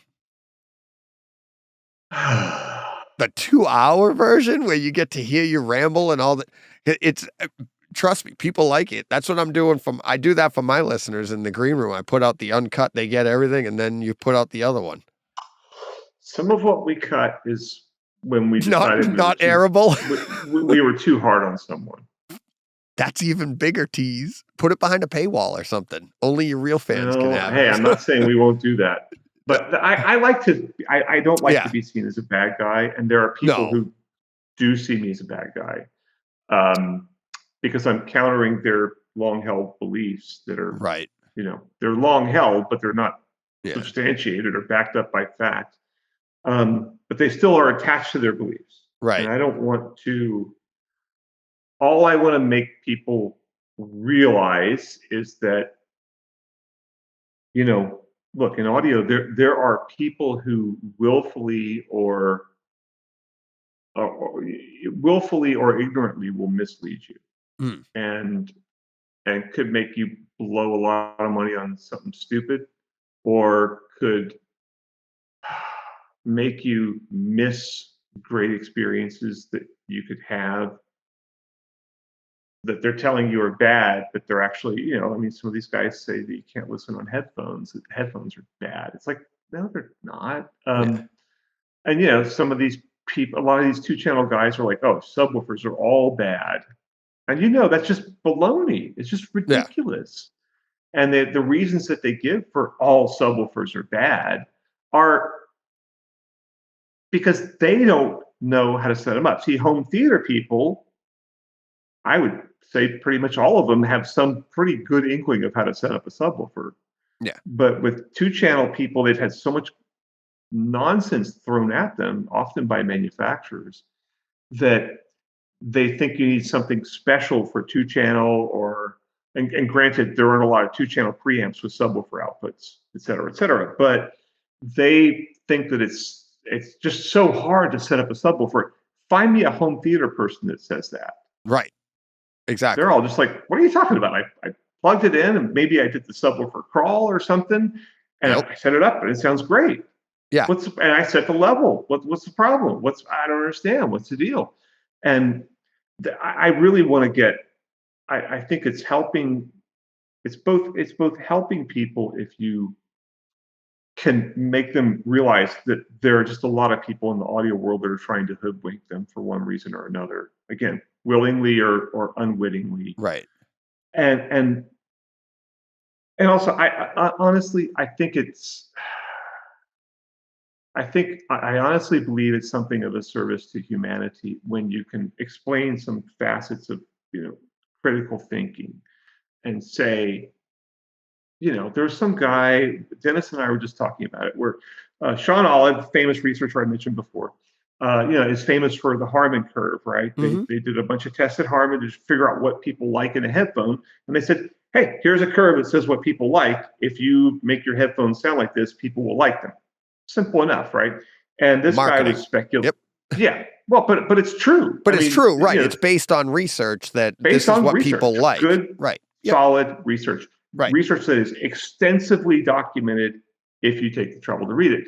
And some guy on Audio Science Review, not the Audio Science Review guy, Amir, it's some guy, forum member, was saying, commenting how, he's sure that Harman used half-drunk college kids and maybe the janitor, and they listened to, like flute solos. And no, if you read the research, you realize none of that's true, and it's all completely documented. Yeah. And I feel, and I wanted to point out, this guy doesn't have any critical thinking skills. He's just making stuff up, and he doesn't understand. He confuses stuff he's made up with reality. And I think that when you promote, honesty, critical thinking, science, etc., it has a general benefit to humanity. And maybe I'm way overblowing the importance of my own work, but I genuinely feel that way. And I had a famous scientist who I don't want to name because I don't want to, he was off the record, but he said, he's like, I really feel like what I do contributes to humanity in a way because I'm explaining to people how they can figure out when people are trying to BS them. Yeah. Yeah. I like to think that most people, when they're BSing, it's accidental. It's based in ignorance. I'd hate to think that people are doing it on purpose, even in the audio world. Maybe you shouldn't dig too much further into 2.0 channel sound. No, but it's like, because you're going to find a lot of baloney. No, I know, but I already know that exists, especially in the subwoofer world. That's a whole tangent we can go on. And it's like, but all of that, but their thinking is also, especially in the subwoofer world, their thinking is all rooted in the 2-channel world of literally like the speakers need to be here to get that full effect, like you were talking earlier, to get that surround effect out of 2 channels, everything needs to be placed accordingly. And what they're doing is they're taking now subwoofers and saying, well, to get that effect with the bass, you need to put those subwoofers right there. You know what I mean? They're using the same theories in a wrong way. Only because they're surmising instead of actually listening to the research that's like, no, bass waves move completely different. We need those to be reacting to the room you're in a certain way, and this and that. These 2 channels here that you have up here it's completely different. We're going to be running different waves, completely differently, and we're going to use the room to do it and whatever. We don't have to go down that road, but I don't think that they have the knowledge and are saying, no, I just want people to be wrong. You know what I mean? Totally. You know totally. what I mean? I don't think they're doing it on purpose. I just think that they're refusing. La. I already know what I've learned. Kind of like old dog, new tricks. They just don't want to learn. So. Yeah, and I honestly, I remember being at one of the shows we did at Home Theater Magazine, and some guy couple guys had a subwoofer. It's a really wacky room where they had taken apart all their coaxial cables and they hand wound them with cotton fibers on the outside because whatever.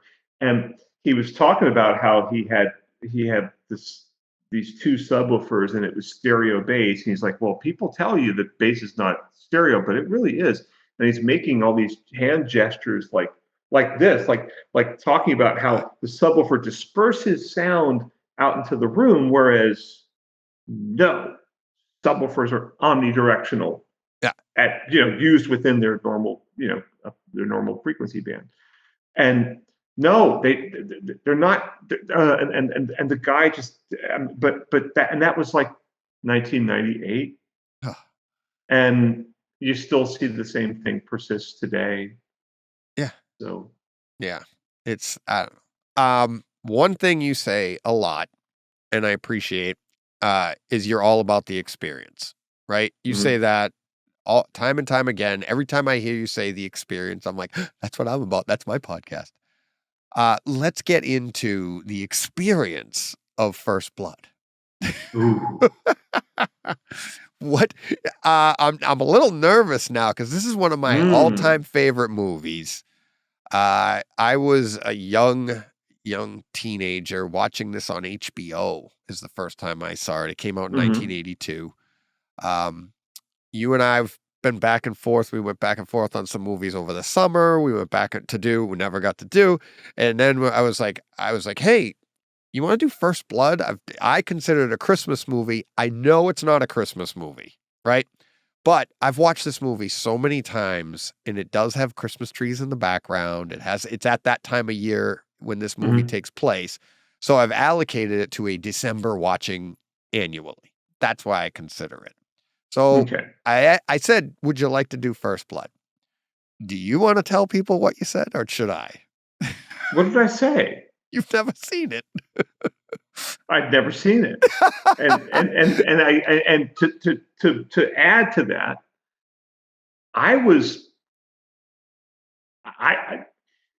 and looked it up on Amazon or something, and I put it on, and I came to pretty quickly realize I was only dimly aware this movie even existed. Wow, you're in the audiophile world. I thought I remember there was so much hoopla around Rambo First Blood Part 2. Yeah. And I'll confess right now, I've never really been a big Stallone fan. You said that last time you were on. My brother and my mother went to go, we were all up at Steamboat Springs, Colorado, first in the summer, just like hanging out in the mountains. And my brother and my mom went to go see Rocky at this little theater there when it just came out. And I didn't want to go. My dad didn't want to go, but my brother and my mom went. They came back, and my mother was like, "Oh God, he's so stupid. He just," and that's the character, but yeah, she completely didn't. And so it just sort of poisoned my young mind. I was probably 15, and I just never gave the guy a chance. And so later I went and I saw the first Rocky movie, which is an amazing movie. Yes. And so but I still have Stallone, even though I've actually interviewed him once. Yeah. You told me. But I, although about cigars, not about. I know. You told me. I was like, oh, you've met him. Oh boy. So, but anyway, so I still have this negative impression of him. So I guess, so First Blood Part 2, there's a lot of noise about that. And I just thought, it's got to be stupid. And more on that later. But so I watched this, First Blood, whatever. First Blood, I think it's called. Yeah. And I was shocked because it's not it has elements of a sort of superhero movie, and that he's this unbelievable paramilitary dude who can do all these crazy things and can fight off an entire, fight off, hundreds of guys or whatever. But it has a very powerful message about, the whole, which I was just like, really? I thought it was just going to be like, I'm going to kill a bunch of dudes. No. And he goes and kills a bunch of dudes with a giant, ridiculously huge knife and stuff. But I thought it was just going to be that. I didn't realize this was going to be making a social statement. And back then, this was huge. The term PTSD, to my knowledge, didn't exist back then. No. And I remember, I'm old enough to remember, Vietnam vets coming back and some of them being kind of messed up, and to have known a lot of people that went over there.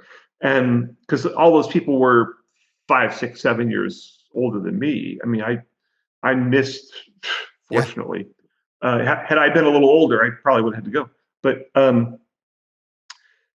so it was a really powerful message. And back then, if you had, they called it being shell-shocked. Yeah. And it was like, and you've seen Patton, right? Mm-hmm. And the scene in Patton where the guys are shell-shocked and Patton like throws them out and gets all mad and says they're cowards and all that kind of thing. Yeah.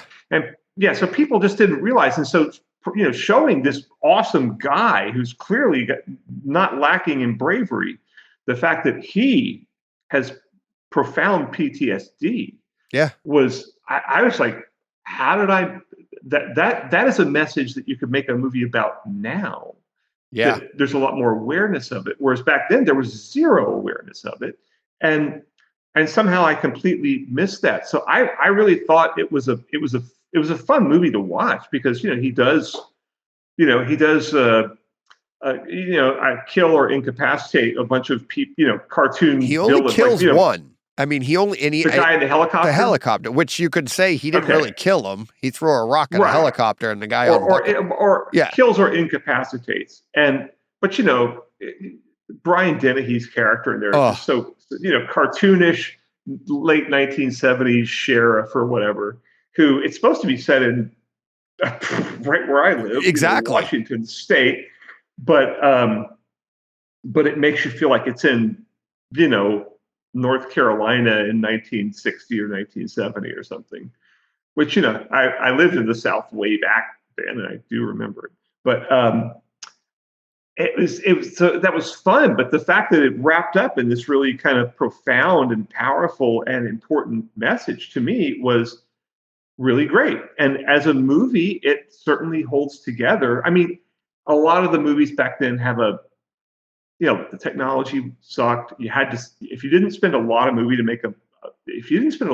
back then to make a movie, the movie probably didn't look all that good. Right.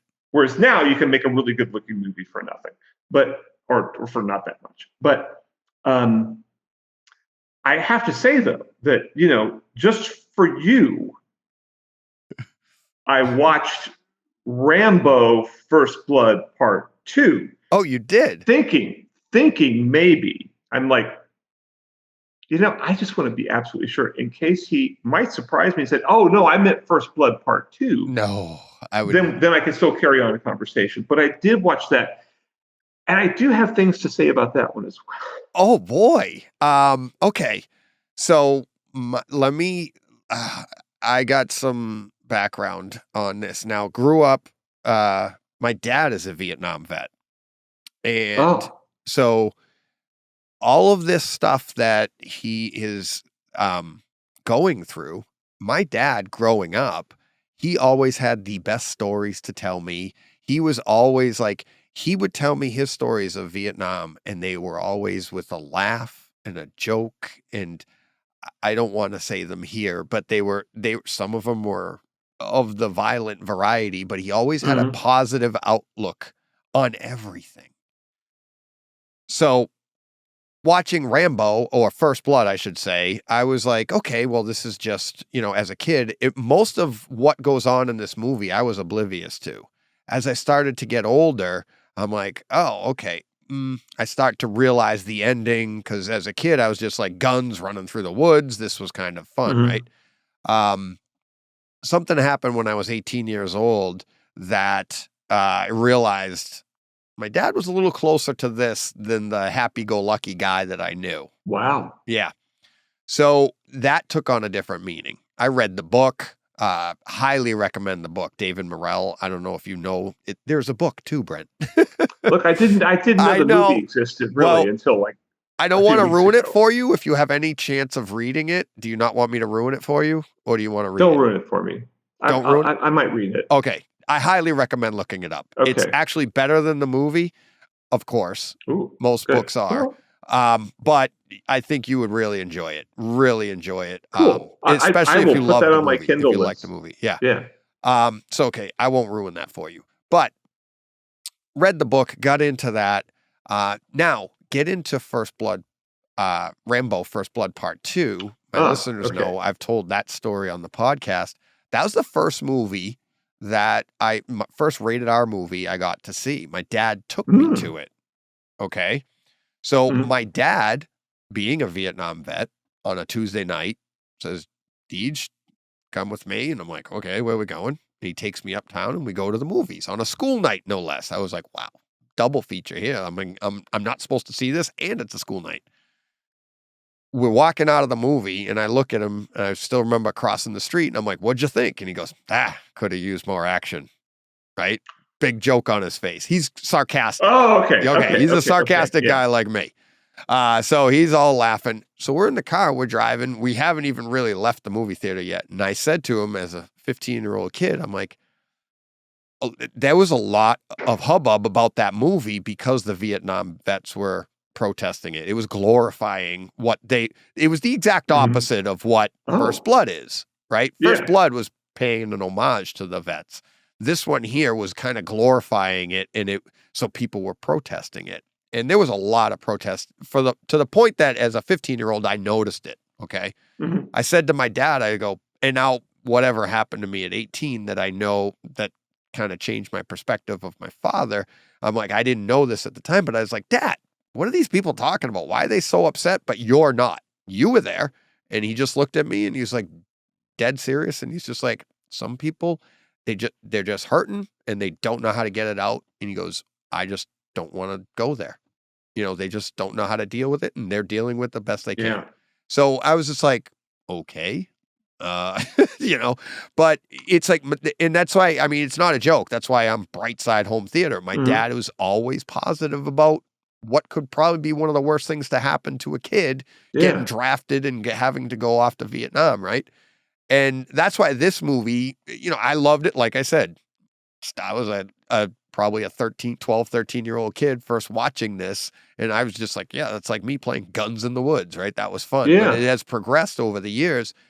And like you said, it's like, it's an amazing, every year I watch it, that ending, you're just like, you get choked up. Yeah. Did you notice, and I loved your thing about your mom coming home from Rocky and did you notice at the beginning of First Blood, he does not have the Stallone stereotype. Yeah. He walks in and he's like, I can't remember her, Delmore Barry, I think it was. And he was talking to his mom and he's like, hey, is Delmore here? There's no, hey, is Delmore here? Or nothing. It was dead on. He had a smile. He had everything, right? And then as soon as he found out he died, he's like, that's the rest of the movie. He's just went, boom. He barely has a line until the end. Yeah. I noticed this year for the first time. I mean, the guy's been in good, let's not forget, the guy's actually been in good movies where he had to act. Yeah. Rhinestone? And he did a good job. Copland is my favorite. I know. Rhinestone's a joke. He was singing with Dolly Parton. I obviously didn't see Rhinestone. No. Yeah, so Copland was awesome. I didn't. Yeah. Copland was awesome. He was great. Absolutely awesome. So, the guy can act, and he also, let's not forget, he wrote a lot of his own stuff. Yeah. And Rocky was an amazing movie. Yeah. But he's playing a character who's had been beaten up a lot and who talks like that. But Now, I'm not going to say that I think Sylvester Stallone's necessarily the most articulate individual in the world. But still, he's not the character that you see in the movie. Right. And even in Rambo First Blood Part 2, which is a cartoon movie essentially. Yeah. He's not stupid in it. No. They leave the stupid to someone else in that movie. Yeah. Which I thought was kind of offensive, actually. Maybe not then, but now. Because, like, the woman who's like the... Co? Yeah, the woman who's like the agent that he's supposed to interact with. Yeah. I mean, she's clearly speaks fluent American accented English. Yeah. Except they force her to leave out. So I mean, he says, I'm expendable. And she says, what mean expendable? Right. It's like me talking to you, say, DJ, thank you for having me on your podcast. What we talk about. It's like, come on, this is so stupid. I mean, clearly this woman has been raised is American, basically. Right. And yet she's pretending with this, and she's not even. It would have been better if she put on a phony accent. It was just so stupid. It's a great point. I never thought of it because back then that was common, but that doesn't even need to be there. Like, what was the point of that to show that she doesn't know? I mean, you could you take that whole line out and you don't need it there. It doesn't advance the movie. All it does is to degrade the character. Yeah. It's just like, you ever see Johnny Quest? Yeah. The original Johnny Quest. I mean, there were like 3 guys that did the voices for all of those characters. And they put on these bad, like 1960s stereotypical accents of whatever country they were in. And it's hilarious to listen to it now because it's just so stupid. You'd be in so much trouble now. But this kind of harkens back to that. But I kind of thought they could have done better in what was this 1984, 5 for Rambo. Okay, yeah. Part 2 is. I mean, they could have done a little better. But I still, it's funny though, because I think the reason I didn't go see that is partly because of my anti-Sylvester Stallone bias. But back then, action movies still were a very déclassé genre, and like everyone assumed they would be stupid, and up until Terminator, and which I did my own research, and so Jim Cameron wrote the original screenplay of Rambo: First Blood Part 2, and while he was working on Terminator and he was working on Aliens at the same time, he was doing like all these movies simultaneously, and I remember, like, we saw, we had gone to see Conan the Destroyer, Conan the Golf Pro, or whatever. And I stole that joke from David Letterman. But and those movies, I mean, as fun as they are, they're pretty stupid. Oh, God, So when it came out, and the poster said Schwarzenegger, Terminator, we're just all like, oh God, this is going to be so stupid. I remember my friend Terry and I, who does the interstitial music for a lot of the Dennis and Brent podcasts. Terry said, let's go see Terminator. I'm kind of like, all right, what the hell? And we go, and it's just like, oh my God, that's the best movie ever. And that changed, and then, but that showed people that you could do an action movie that was really intelligent and funny and witty in a non-stupid way. And then you moved on to things like RoboCop, which also fantastically great movie. So, but eventually action movies got to where they didn't necessarily suck, and now there are great ones and bad ones still, but a lot of them are some of the better movies that are made. But back then, when you saw Rambo: First Blood Part 2, and he's like, here with a gun, you're just like, oh God, this is going to be stupid. Yeah. So, and I was never aware of the first one. I mean, I remember it said First Blood Part 2, so that made me assume there must have been a First Blood Part 1, right? Right. But I never thought about it for longer than I just said. So Yeah. First Blood Part 2 is basically the 80s popcorn film, the action genre that ended up being the 80s action genre, right? Yeah. But First Blood is not. It is not part of that action. Not at all. It's actually a movie, a good movie. Yeah. And there's a lot of action in it. Yes. But that's not. But it's fairly well grounded. The story. Yeah. It's fairly well grounded. It's, it's not, falling into the tree, maybe, it's like, but you could see how that could be plot. That's his only way out. What do I got to do? And it's like, it's either die this way or die that way, but you survive, So, you can see that stuff, but it's not something that's over the top like we got into the mid 80s and stuff like that. It was just a message, really. Yeah, there are some sort of superhero elements to it because, like you said, some of the stuff he does in there is a little on the implausible side. However, it's mostly a story about a veteran who returns home and doesn't want to be bothered, but people, he's just trying to walk down the road, but he's getting hassled by, rural cops. And he's being treated really badly, and they finally push him over his limits, and then he tries to survive and not get killed. So, I thought it was. I was shocked. I was really, really surprised that it was a Stallone movie that was that deep and that socially relevant and socially important. And it just didn't feel at all like what I expected. So thank you for turning me on to that.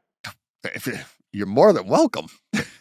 It's like, but to your point of the the cops, the treatment that he got at the beginning of that movie, they did a really good job of portraying and flashing back exactly what he was going through there. And then you start to look at it, and again, in my younger days, I just looked at it as like, oh, this is what's happening. You look at that now, and you're like, this is how the cops are treating somebody. They're treating somebody like somebody that's been tortured. And here's somebody they're portraying it in a film, but that's what makes them think that they're stringing him up. They're coming at him with a razor. They're doing, and I thought they did, and then hitting him with the hose, and they're doing all this. And it's like, at the end of the day, you're like, vagrancy. And how that, Richard Crenna's line for that. Yeah. It's like, what the? And like you said, it's like, I think you liken that to, something, sheriff in the South, maybe, I don't know, but it's, it's crazy, but to make a movie like that and to have it, I just think to take those two worlds, Vietnam vet and this and that small town situation and put them together to come out with something like this, I thought was, it is pretty amazing when you look at it from that perspective. So good on you, Sylvester Stallone. Yeah. Not that he's there you go. Now you're going to have to run into him again so you can tell him. I am extremely heartbroken to say that'll probably never happen again. It was a very, I used to write about cigars for Rob Report magazine, and I went to a really fancy cigar dinner by company called Prometheus. It makes, lighters and humidors, and it was co-sponsored by Arturo Fuente cigars and stuff. And there were a lot of celebrities there. And I think it was like $500 a plate or something, but I got in free because I was going to write about it for their website.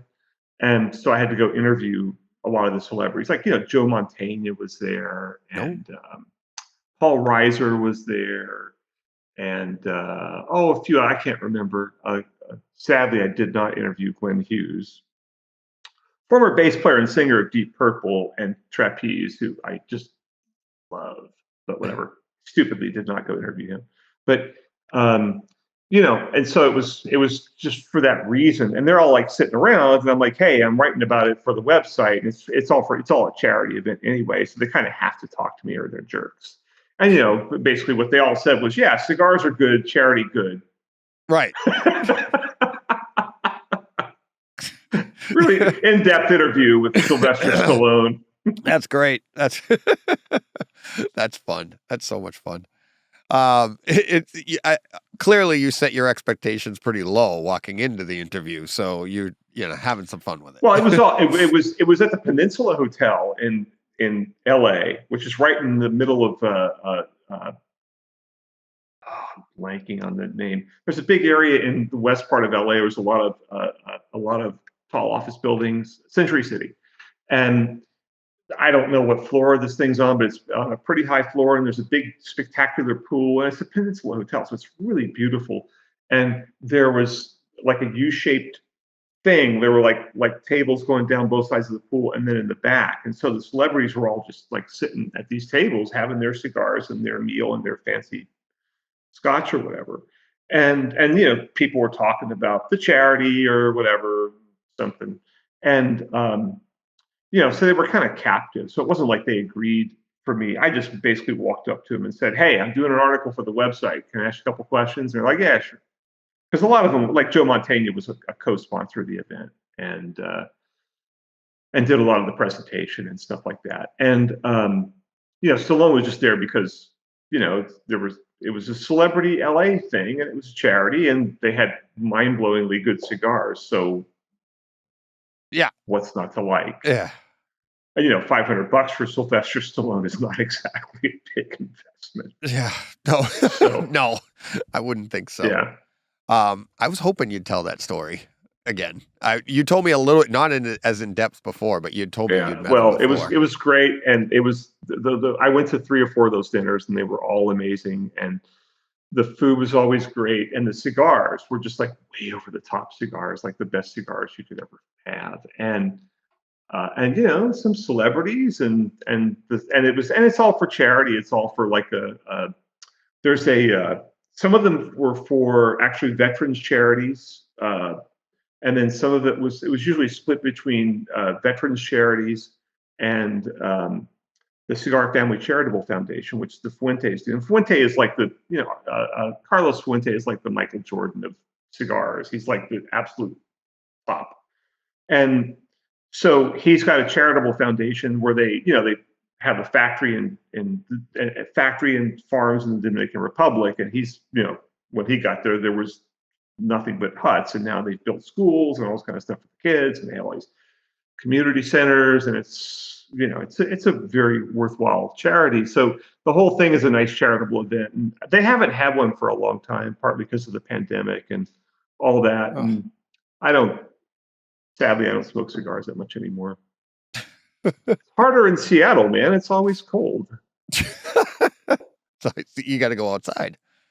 Now, yeah, I go outside. I'm not going to smoke. I used to smoke indoors. I used to love it when I had a 3-tube projector, the old 3-tube projector. Oh yeah. And I'd sit there in my home theater room smoking, and you'd see the smoke kind of go up, and it turned like red, green, and blue. It was really cool.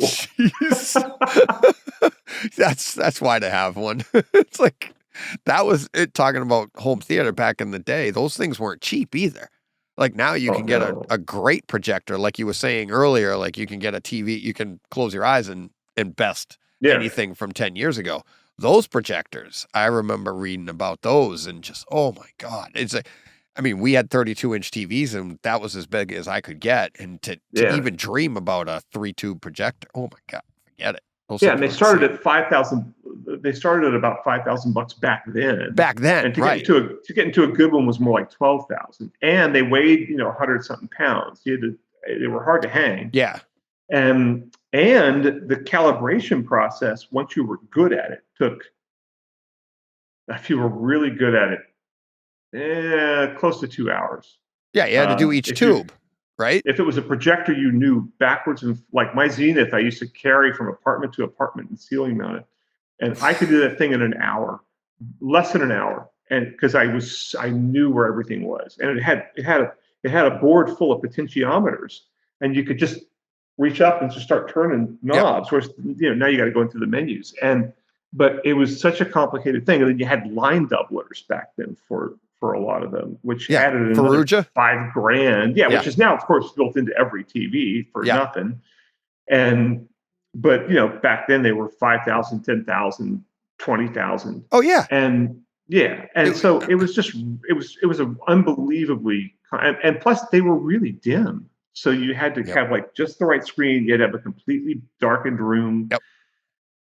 But it was still like, it was such a great experience. It was so much better than the TVs that you could buy at the time. And you could get a much better picture. You could dial in the color perfectly, which the TVs at that time, no, they just didn't look that good. And so it was a wondrous thing, and it certainly felt special to me. And I loved those days, and I'd have a great surround sound set up with, for Logic or whatever. And that was what Dolby did before Dolby Digital. No, and, I know. For those who don't know, I know you know. I know you were there, but a lot of people probably don't know that. No, I know. And so it was pretty great. I miss those old projectors. I sure don't miss lugging that thing with me. But after you got it dialed in, God, it sure felt good to sit and watch that thing. And you know what's funny? It's people like yourself that wrote about those things that drove people like me to where we are today, right? Because it was like, oh, these things are so great, but you knew. I don't know. I can't even explain. Like, I never thought I would have a projector because back then it just seemed so unattainable for the normal person. Like you said, at $5,000, $12,000 back then that's close to like a quarter of a salary for a lot of people back then, right? So you're like, I'm into home theater. I was big into home theater. I was working a factory job making like $25,000 a year at the time. I was a kid, I was newly married and stuff, but I'm like, $10,000 for a projector. And like you said, the line doubler, Faruja video processor, be like, and this way here, you won't see the lines on your screen. And I'm like, I need that too. And you're like, it was just unattainable. But still, reading about those things and trying to aspire to it, and then we get into the 2000s and we come up with the DLPs, the digital project. We come up with all this stuff there are people that still say like, the CRTs are still better, but now we can get this. It's like, for color, Brent, for color. It's like, I know, but it's stuff like, and I'm hoping that someday there's kids talking about what I'm doing now, what you're doing now. And it's like, I didn't think we could get to that, but who knows? You never know. And it's like, it really is. It's like, so what was the color like through the cigar smoke? Didn't that create a shadow on you?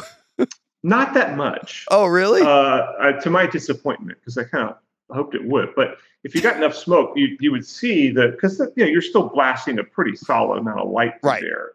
And so you'd see that the smoke would just go up kind of gray, and then it would turn red, green, and blue from the tubes.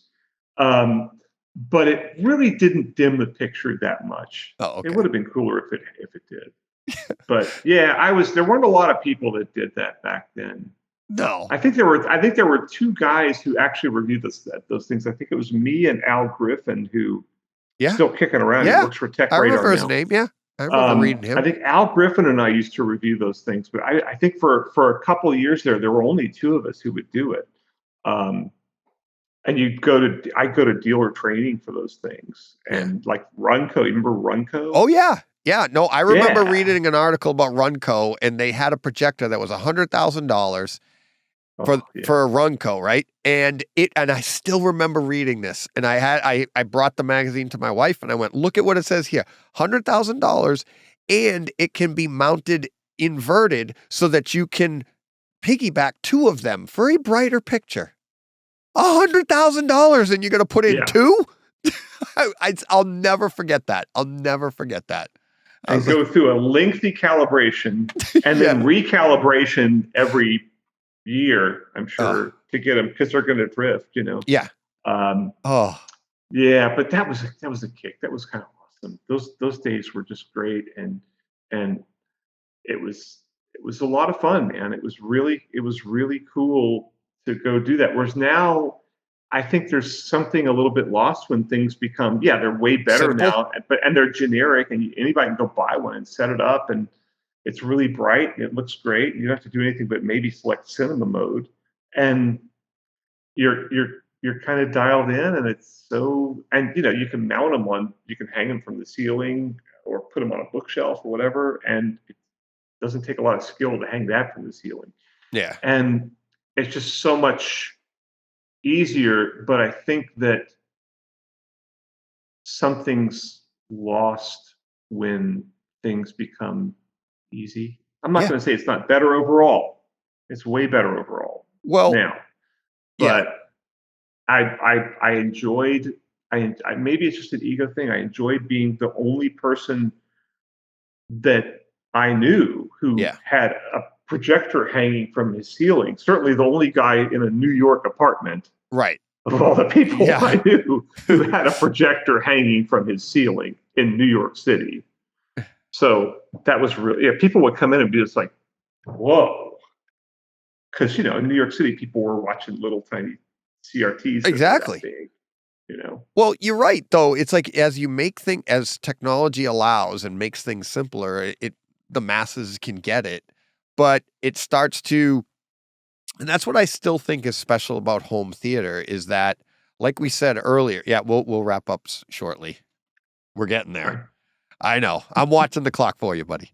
Okay, thank you. So, no, but with home theater, it still is a little, to have a dedicated theater, that's the Enthusiast, because it's still not easy to do. Like we said earlier with the sound bars and stuff like that. But back in the 90s, 80s, and 90s, it was hard to do this stuff. And that's what made it special. It was a non-starter for a lot of people because it was very difficult to do and expensive. But then you had people like myself that were trying to get it without the expense. So that's difficult to do, but we were working at it.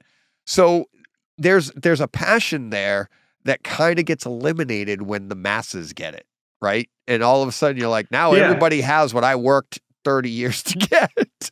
And you're like, kind of takes it away. But the home theater enthusiast now with the, what we're doing, it still is, there's still a bit of that. And that's what we get into the audiophile and the enthusiasts, where we're talking about, we're going that extra mile. And it still exists. It's just easier for people to get close. And also it's at this point, home theater, back then you almost kind of needed a custom installer to really nail it. Whereas now I think home theater enthusiasts can do, it's hard to make it look as nice as a custom installer would, but you can calibrate it. Yeah. You can use Roomie Q Wizard. There's so much knowledge out there on the internet that you can get as good a result sonically and visually as a professional can. Yeah. And that's a big, big, big deal. So especially, you've got, things like Dirac and stuff like that, where it's kind of push button calibration and it's pretty good. Yep. Certainly better than installers would have done in the 1990s. Or even the 2000s. No, you had to have your SPL meter and a tape measure to do all of that. Yeah, and you had to have really something like a Roomie Q Wizard before they had Roomie Q Wizard. Right. You'd have these old audio control 30, I think it was a 3060, real-time analyzers, with the actual like little red LED bars that went up and down. And I used to borrow one of those from a guy named Ivan Berger, who was a famous audio writer who worked on Audio Magazine back in the day. And I'd borrow his and do, and try to check out rooms and maybe you'd have an EQ you could adjust a little bit because none of the receivers had EQ built in. But maybe you had like a rain EQ or an audio control EQ, or maybe you just mess with the subwoofer controls or whatever, but you try to get stuff. Whereas now you just bing, and it's way better than you could have done by hand, with the old school methods. Oh yeah. So it's cheap. And so much cheaper. So much cheaper. Prices have come down. We're making more now than we were back then, and the prices are cheaper now than they were back then. It's just like, it's crazy. But it's good for us. I mean, it's great. Hopefully home theater keeps growing. I don't see why it wouldn't. Manufacturers are still making the speakers, and people, there's still 3 companies more or less in the AV receiver business. Sony, Marantz, Yamaha. Where'd Pioneer go? What happened to them? Died. They died, man. Sadly, they still exist. They were big. There's a brand now called Pioneer DJ, which is the same logo, and they make a really outstanding set of little desktop speakers for $200. Really, really, really, really, really good. But I think they're more intended for use with the thingies and the stuff that DJs do, whatever they do. I'm way too old to understand that stuff. But they still exist. But yeah, sadly, that's a brand. Yeah, Kenwood. I mean, Kenwood still kind of exists as JVC Kenwood, but not really. There were so many techniques exist as a really good 2-channel brand, but not as a home theater brand. And I think most of the 2-channel companies, it used to be like every 2-channel company, 2-channel amp company had to have a surround processor. Now very few of them do. My first receiver, you'll never guess. Optimus. Oh my God. From Radio Shack. Wow. So it was made by Pioneer. Yes, right? They were made by Pioneer. Exactly. Yeah. They were made by Pioneer for Radio Shack, and it was called Optimus. My buddy John, he worked at a Radio Shack. Mm-hmm. So when I started in on home theater in the 80s, I was like, he was working there, so I could buy one. I bought the cheapest one, saved up, played with it for a month, brought it back, returned it, and upgrade. He gave me full credit, upgrade to the next version. Wow. And that's how I upgraded my system. But that's why I started there. It wasn't by research or anything. It was just accessibility. I'm like, okay, here's my plan, right? And it's like, you just worked your way up and Mickey Mouse your way around. But yeah, Optimus. That's pretty funny. Yeah, Radio Shack, for those people who don't know what Optimus was. Yeah. It's so funny. So, Brent, it's been over 2 hours now. We got a little bit of First Blood in there. That was good. And we did. I'm glad to have introduced it to you. Yeah, check it out for all the listeners out there that have never seen First Blood. Check it out. Read the book, too, by David Morrell. You can't. I'm going to read the book. Fantastic. I don't know if I'm going to read it. The thing is, it's on my. I'm just about to turn 61, so I'm starting to make a list of books that I want to read after I retire, which should be a few more years. Oh no! Because then I'll have more time to sit and read. I won't have anything else to do, maybe.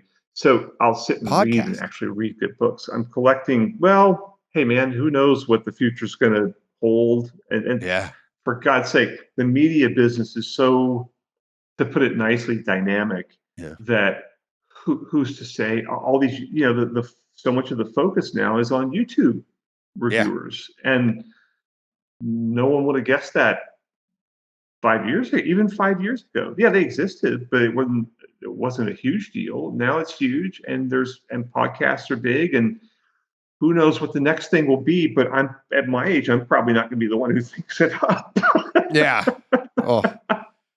So, but yeah, I mean, 2 hours, 2+ hours. I need you to stick around after we sign off for a second. Sure. I got to get one other thing out of you quickly, but we'll sign off from here. Thank you to everybody out there listening and watching. Brent, thank you very much. All the links. Thanks for having me on. Always. I want to have you back sooner than year, maybe biannually. We can do that. Two times a year. We can do that. Who knows what tangents we go on? It's well, I'm not moving for a while, so. Well, you're gonna go back to Seattle, right? So you got to drive back there with Missy. Yes. Yeah, and go to CES on the way. Oh, you're going to CES? Hadn't planned on it, but I have a friend in Phoenix who's happy to keep Missy. That's my Shih Tzu. Oh. While I'm at CES, so she'll keep Missy for a couple of days, and I'll go get Missy again and drive back up, and big fun. Do you ever go to Cedia? Have you ever been to Cedia? Yeah, I went this year for like a day. You were there this year? Yeah, I was thinking for like of going. A day. I kind of ran through it. I've only ever missed like one Cedia show ever, maybe two. Okay. I think I missed two ever. I was at the very first one, in fact. Oh wow! So I've been to a bunch of those things. I'm trying to get to. I was supposed to go this year. Didn't work out, but I'm making. I think it's almost 100%. I have to go next year. I'm having. Well, for home theater. For home theater, yeah. So I'm looking forward to that. So I think where's it? It's in Colorado. Denver, is it? Or this year? Are they back in Denver? It was in Dallas this year. Dallas this year was, yeah. I don't know about next year. I don't know if I'm going. I'll find out. Depends on scheduling. I mean, Wirecutter, who's my employer, really. Yeah. Well, no, they're my employer now, and so they may want me to go, or they may not want me to go, or they may not care, or whatever. Who knows? Something. Well, Yeah. I'll hit you up and see if you're there. Cool. So cool. That'll be cool. But yeah, thank you everybody for watching. Thank you everybody for listening. I don't know. I'll be back soon. I don't know when this is coming out, but I'm multiple times a week having a blast. Thank you, Brent. We'll be back again soon. And till next time, go push play.